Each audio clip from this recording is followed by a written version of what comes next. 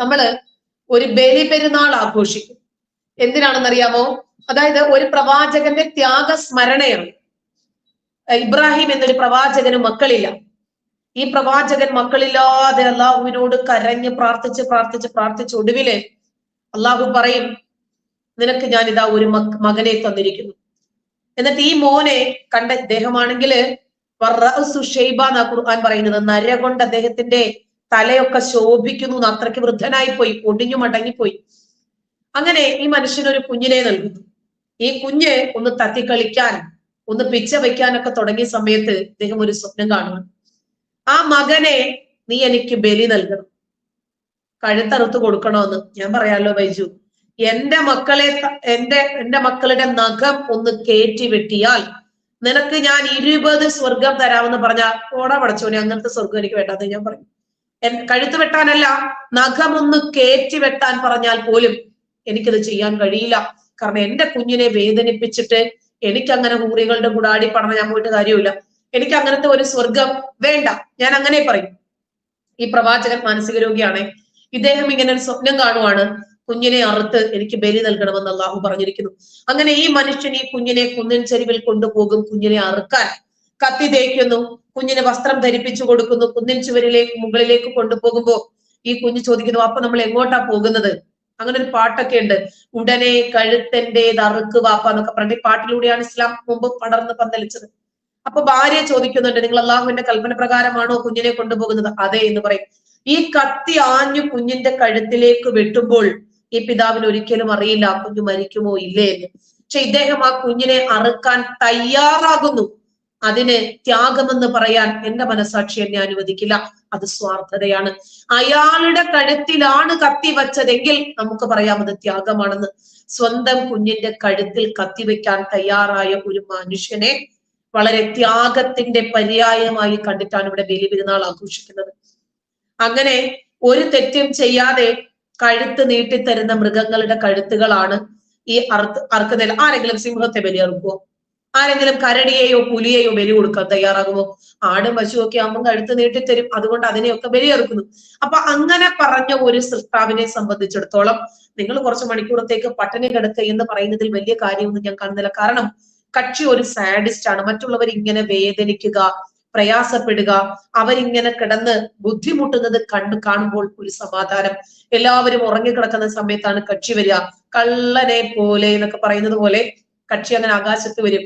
7-ാം ആകാശത്ത് വരുന്നത് രാത്രിയുടെ 1/3 യാമം കഴിഞ്ഞതിന് ശേഷം, അതായത് 12 മണിക്ക് ശേഷമാണ് അദ്ദേഹം വരുന്നത്.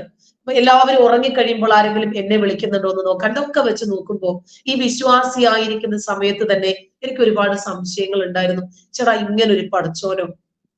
അതായത് ആധുനിക ജനാധിപത്യ വ്യവസ്ഥിതിയില് മാനുഷിക മൂല്യങ്ങൾക്ക്, മനുഷ്യന് മാനവികതയ്ക്ക് മുൻതൂക്കം നൽകി ജീവിക്കുന്ന ഇത്തരം ഒരു സമൂഹത്തില് ഇങ്ങനെ ഒരു സാഡിസ്റ്റ് ആകുന്ന പടച്ചോനെ ഉൾക്കൊള്ളാൻ തലയ്ക്കകത്ത് ആളുതാമസമുള്ളവർക്ക് കഴിയുമെന്ന് എനിക്ക് തോന്നുന്നില്ല. നിങ്ങളും കഴിച്ചോ, മറ്റുള്ളവരെയും കഴിപ്പിച്ചോ എന്നാണ് പറയുന്നതെങ്കിൽ ഓക്കെ. അതല്ലെങ്കിൽ വിശന്ന് കിടക്കുന്ന ആരെങ്കിലും ഉണ്ടെങ്കിൽ നീ ഒന്ന് കണ്ടുപിടിക്ക്, എന്നിട്ട് അവന്റെ വിശപ്പൊന്ന് മാറ്റ്.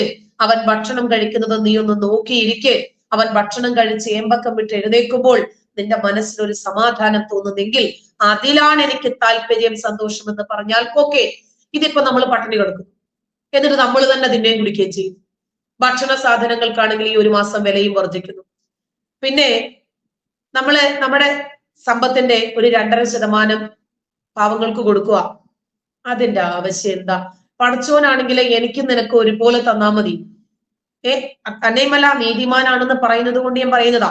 അതല്ല, എന്റെ കയ്യിൽ തന്നിട്ട് ഞാൻ തരുന്ന പിച്ച നിന്നോട് വാങ്ങിക്കാൻ പറയേണ്ട കാര്യം എന്താ?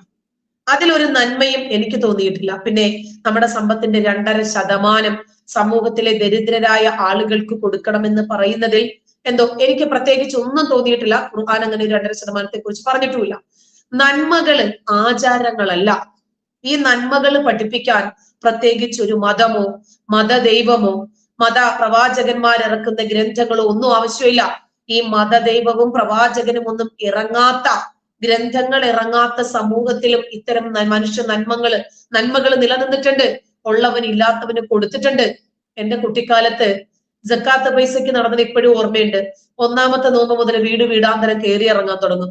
കൊടുക്കുന്ന ആളുകള് വീടുകളിലെ ചെറിയ പാത്രങ്ങളില് അന്നത്തെ കാലത്ത് അരയണ, കാലണ ഇതൊക്കെ ഇട്ടുവെക്കും.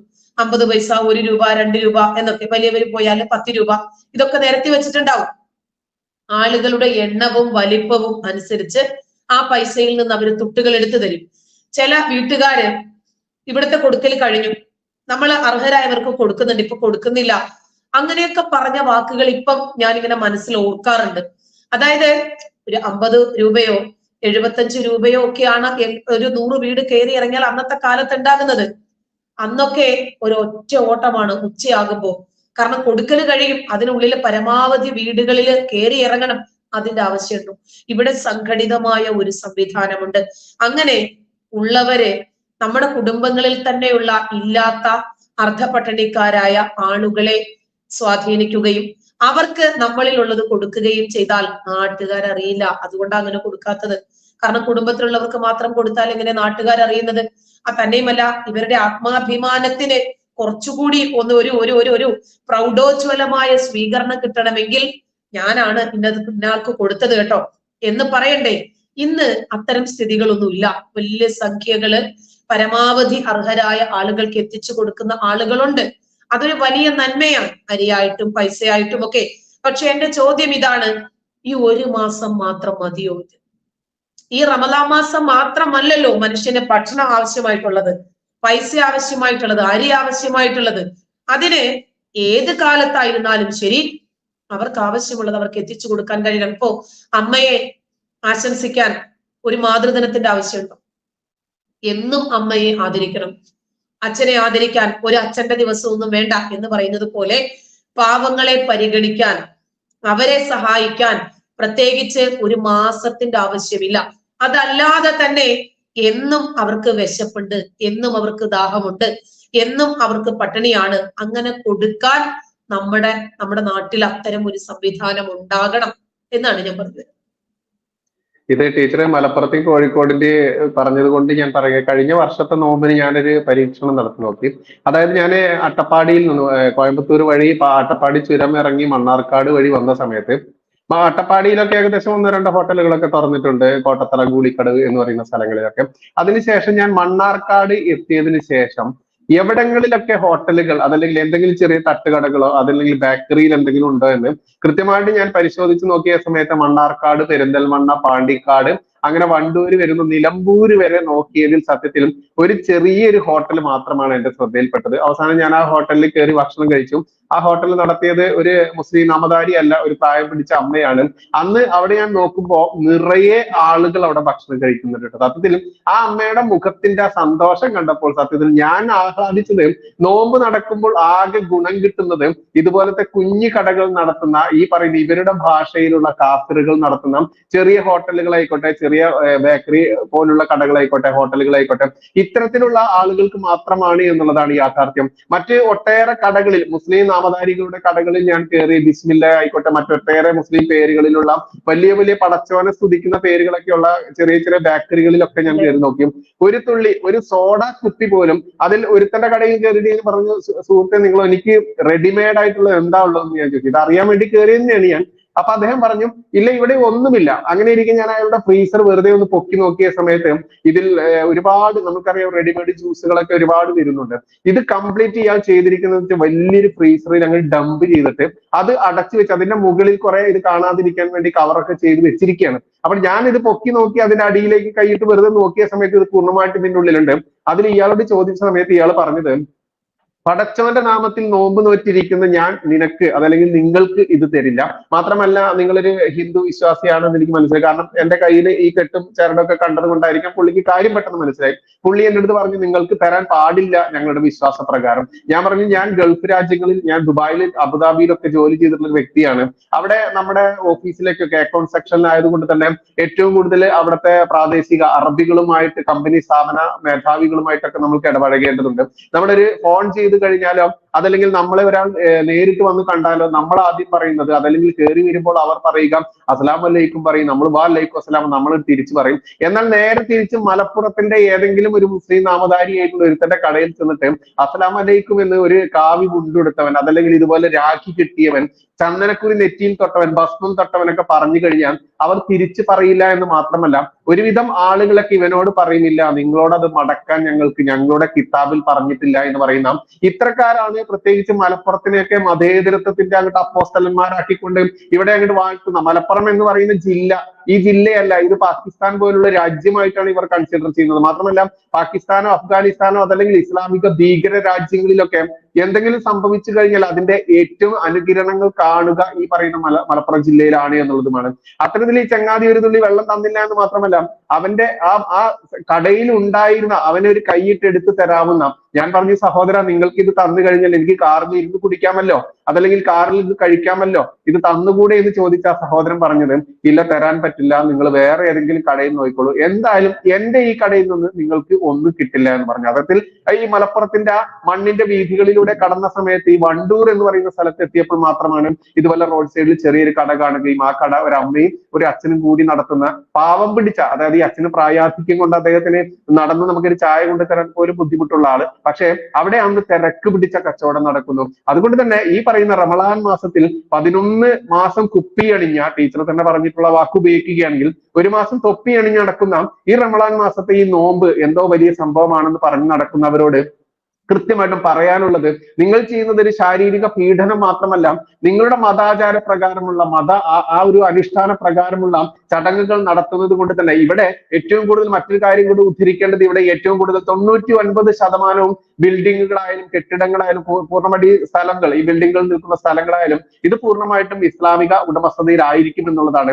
അതുകൊണ്ട് തന്നെ ഇപ്പോൾ മലപ്പുറം ജില്ലയിൽ പല കടയിലും മുസ്ലിം നാമധാരികളായിട്ടുള്ള ഉടമസ്ഥരുടെ ബിൽഡിങ്ങിൽ കഴിയുന്ന അവർക്ക് ആ ഒരു മാസത്തെ വാടക അവർ ഒഴിവാക്കി കൊടുത്തുകൊണ്ട് കട തുറക്കരുത്, തുറന്നു കഴിഞ്ഞാൽ നീ ഇവിടെ നിന്ന് ഒഴിഞ്ഞു പോകണമെന്ന ചട്ടം കെട്ടിക്കൊണ്ട് നിർബന്ധിതമായി അവനെ പീഡിപ്പിച്ചുകൊണ്ട് അവനെ ഭീഷണിപ്പെടുത്തിക്കൊണ്ട് അവന്റെ കടയടപ്പിക്കുന്ന സിസ്റ്റം ഈ മലപ്പുറം ജില്ലയിൽ എന്ന് മാത്രമല്ല ഈ കേരളത്തിൽ അങ്ങോളം ഇങ്ങോളം അതല്ലെങ്കിൽ ലോകത്ത് അങ്ങോളം ഇങ്ങോളം തന്നെ എന്ന് പറയാം. കാരണം ഇവർ ഞാൻ തിന്നുന്നില്ലെങ്കിൽ നീയും തിന്നരുത്, ഞാൻ കഴിക്കുന്നില്ലെങ്കിൽ നീയും കഴിക്കരുത്, ഞാനൊരു തുള്ളി വെള്ളം കുടിക്കാതിരിക്കുകയാണെങ്കിൽ നീ ചാവാൻ കിടക്കുകയാണെങ്കിലും നിനക്കും ഒരു തുള്ളി വെള്ളം ഞാൻ തരില്ല എന്ന ആ മനോഭാവം ലോകത്ത് ആർക്കെങ്കിലും ഉണ്ട് എന്നുണ്ടെങ്കിൽ അത് ഈ വിഭാഗത്തിന് മാത്രമാണ് എന്ന് നമ്മൾ ചൊറിയാതെ വയ്യ എന്ന ഈ പ്രോഗ്രാമിൽ അതിശക്തമായി തന്നെ പറയേണ്ടതുണ്ട്. അത് കൃത്യമായിട്ട് മലപ്പുറം ജില്ലയായാലും കോഴിക്കോടായാലും ജീവിക്കുന്ന നമ്മൾ തന്നെയാണ് അതിന്റെ ഉദാഹരണങ്ങൾ, അനുഭവസ്ഥർ എന്നുള്ളത് കൂട്ടിച്ചേർക്കേണ്ടതുണ്ട്. കാരണം ഇവിടെ ആരുടെയും അനുഭവം നമ്മൾക്ക് ഉദ്ധരിച്ച് പറയേണ്ട ആവശ്യമില്ല.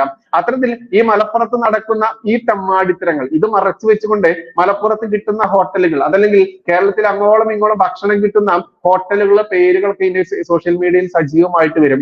ഈ മാസത്തിൽ മാത്രം കാണുന്നൊരു പ്രത്യേക പ്രതിഭാസമാണിത്. ഇന്ന സ്ഥലത്ത് മലപ്പുറത്ത് ഇന്ന സ്ഥലത്ത് എവിടെയാണോ ഭക്ഷണം കിട്ടില്ല എന്ന് പറയുന്നത് അവിടെ ഒരുപാട് ഹോട്ടലുകളുടെ പേരുകൾ സോഷ്യൽ മീഡിയയിലൂടെ പ്രചരിപ്പിക്കുക. ഇതാ സംഘികളെ അതല്ലെങ്കിൽ ഹിന്ദു തീവ്രവാദികളെ അതല്ലെങ്കിൽ മതം വിട്ട യുക്തിവാദികളെ നിങ്ങൾ ഞങ്ങൾക്കെതിരെ നടത്തുന്ന പ്രചാരണങ്ങൾ പച്ചക്കള്ളമാണെന്ന് പറഞ്ഞുകൊണ്ട് ഇസ്ലാമിക നാമധാരികൾ ഇഷ്ടംപോലെ വരും. ഇനി മാത്രമല്ല ഇതിൽ തന്നെ ഒരു കമന്റ് വന്നിട്ടുണ്ട്, അതൊരു നായരുടെ കമന്റ് ആണ്. ആ നായരുടെ കമന്റ് ഞാൻ ഇവിടെ നിന്ന് വായിക്കേണ്ടതുണ്ട്. ഇയാള് ഏത് നായരാണ് എന്ന് എനിക്ക് കൃത്യമായിട്ട് അറിയുന്നുണ്ട്, അതുകൊണ്ടാണ് ഞാനിത് ഇവിടെ വായിക്കണം എന്ന് പറയുന്നത്. ശ്രീകുമാരൻ നായർ ഫാസ്റ്റിങ്ങിനെ കുറിച്ചാണ് പുള്ളി പറയുന്നത്. അതൊന്ന് പറയട്ടെ. ശ്രീകുമാരൻ നായർ എന്നുള്ളതാണ്. ഇതൊരു ഫേക്ക് ഐഡി ആവാൻ സാധ്യതയുള്ളൂ. മോളെ ഇത് പകൽ സമയങ്ങളിൽ മുൻപ് നോക്കണ്ട, രാത്രിയിൽ നോക്കിയാലും മതി. ശാസ്ത്രീയമായി തെളിയിച്ചതാണ്. ഇപ്പോൾ ഞാൻ ഒരു മാസത്തെ അല്ല ഒരു വർഷത്തെ മൊത്തത്തിൽ നോൽക്കുന്നുണ്ടെന്ന് പറഞ്ഞുകൊണ്ടാണ് ന്യായീകരണ കമന്റുകൾ ഇവിടെ വരുന്നത്. നമ്മൾക്ക് എല്ലാവർക്കും അറിയാം ഇതിന് ന്യായീകരണം. ഇവർക്ക് എന്ത് പച്ചക്കള്ളങ്ങൾ പടച്ചിറക്കിക്കൊണ്ട് 100 നുണ പറഞ്ഞത് സത്യമാക്കുക എന്ന സിസ്റ്റം ഇവർക്കുണ്ട്. ഇതിപ്പോൾ സോഷ്യൽ മീഡിയയിൽ ഉടനീളം നോക്കിക്കഴിഞ്ഞാൽ തോമസ് ആയാലും അതല്ലെങ്കിൽ ശ്രീകുമാരൻ നായന്മാരായാലും ഇതിൽ ശ്രീലക്ഷ്മി നായരുകുട്ടി ആയാലും ഇത്തരത്തിൽ ഹിന്ദു ക്രൈസ്തവ നാമധാരങ്ങളായി വന്നുകൊണ്ട് ഞങ്ങളിതാ നിങ്ങളുടെ നോമ്പ് നോക്കുന്നു, അതല്ലെങ്കിൽ ഞങ്ങളിതാ നിങ്ങളുടെ മുസ്ലിം വസ്ത്രം ധരിക്കുന്നു, ഇതിന്റെയൊക്കെ പ്രാധാന്യം ഇതാണെന്നും പറഞ്ഞുകൊണ്ട് രംഗത്ത് വന്നുകൊണ്ട് വെളുപ്പിച്ചെടുക്കുന്ന PR വർക്ക് നടത്തുന്ന ഇസ്ലാമിക ഭീകരന്മാരുടെ ചാരന്മാർ ഫേക്ക് ഐഡികളൊക്കെ ഇഷ്ടംപോലെ നമ്മൾ കാണാനുണ്ട്. അത്തരത്തിൽ വന്നിട്ടുള്ള ഈ ശ്രീകുമാരൻ നായർ ശാസ്ത്രീയമായി തെളിയിച്ചതാണെന്നാണ് ഇയാൾ പറയുന്നത്. ശ്രീകുമാരൻ നായർ എന്ന പേരിൽ വന്നിരിക്കുന്ന സുഡാപ്പി, ജിഹാദി, ഫേക്ക് തന്തയില്ലാത്തവനെ എന്ന് തന്നെ അക്ഷരം തെറ്റാതെ വിളിക്കാവുന്ന നീ തെളിയിച്ച ആ ശാസ്ത്രീയത എന്താണ് എന്ന് കൂടി വിവരിച്ചിട്ട് താൻ പോയാൽ മതി എന്ന് പറയുകയാണ്. എന്തായാലും ഈ സെഷൻ കഴിയുന്നതിന് മുൻപ് അതുകൂടി ഇവിടെ തെളിയിക്കേണ്ട കടമ ഈ പറയുന്ന ഫേക്ക് ജിഹാദിക്ക് തന്നെയാണ്. ഏതായാലും മലപ്പുറത്തിന്റെ ഈ ശാസ്ത്രീയത എങ്ങനെ വന്നാണെന്ന് അറിയാമോ? നമ്മുടെ അലക്സാണ്ടർ ജേക്കബ് ഉണ്ടല്ലോ, ഹാർഡ്വാർഡ് യൂണിവേഴ്സിറ്റി, ഇയാള് ഒരു ബ്ലണ്ടർ അങ്ങ് പറഞ്ഞു. ഇയാള് പറയുന്നതെല്ലാം പച്ചക്കള്ളവും നുണയുമാണ്. ഒരു +2 കാരനുണ്ട് അഭിരാം, അവരാണ് ഇയാളെ വലിച്ചു കീറി ഒട്ടിച്ചത്.